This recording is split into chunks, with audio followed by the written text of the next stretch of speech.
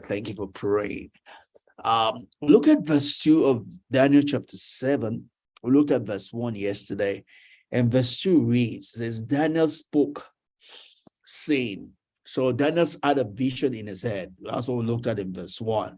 And it began now to say the vision he had in his head, which he had written down, and he's now saying it, right? He had a vision in his head, he wrote it down, and he's now saying what he had written down in concerning the vision in his head, right? So he had a vision in his head, he wrote it down, and he's now reading what he wrote down. And he said, Daniel spoke, saying, I saw in my vision by night. And that's important when you talk about the vision by night. When it comes to revelation, there are three types of vision, right? There's a vision by day, there's a vision by night, and there's what we call an open vision, right? Those are the three types of revelatory visions that we have, right? A vision by day is, or let's start with a vision by night, which is the smallest and easiest and lowest type of vision, is the vision by night, right? Because the vision by night is kind of close to the dream that we all have.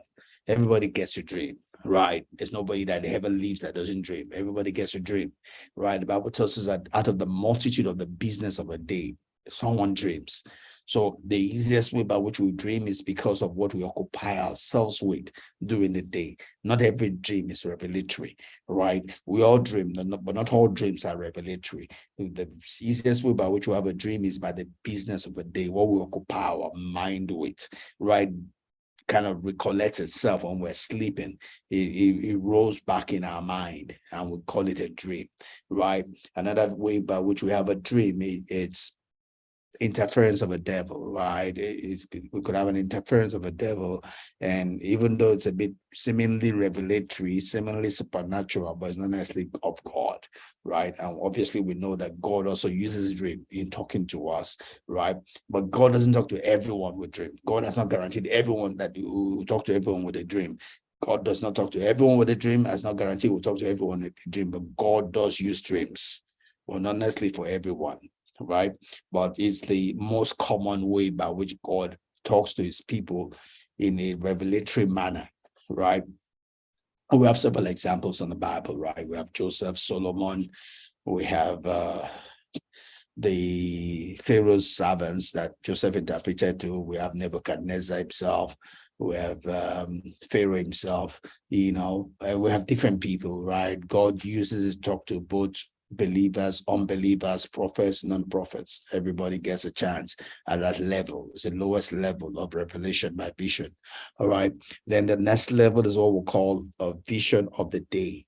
Right. The difference between the vision of the night and the vision of a day is that it's the vision itself that causes you to seemingly sleep or become unconscious of the physical realm, right? And the vision of a night, you knock off and sleep, right? Then when you knock off and sleep, you get the vision. In the vision of a day, that vision itself knocks you off, right? So it might be in the day, it might be at night, but it's called a trance, not a dream.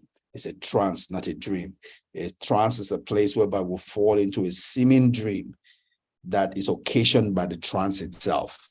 And that's the difference between what Peter saw and the dream. Peter was hungry while waiting for the food. In the afternoon, he fell asleep or he fell into a trance, right? The physical realm was knocked off, and he began to see into the spirit. He was seeing into one realm, right? He was seeing into the spirit, and we saw that he saw that God brought food down, took it off, but was seeing that. But he was occasioned by the trance to fall into a sleep. So we'll call that the vision of the day. It's a higher level of vision than the vision of the night.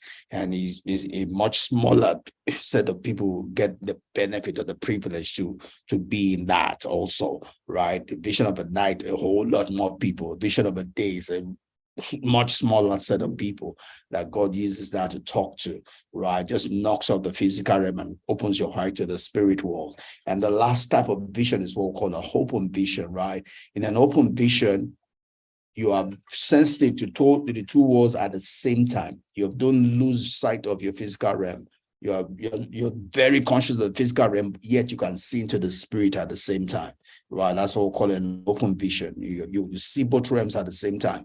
A vision of a night or a vision of a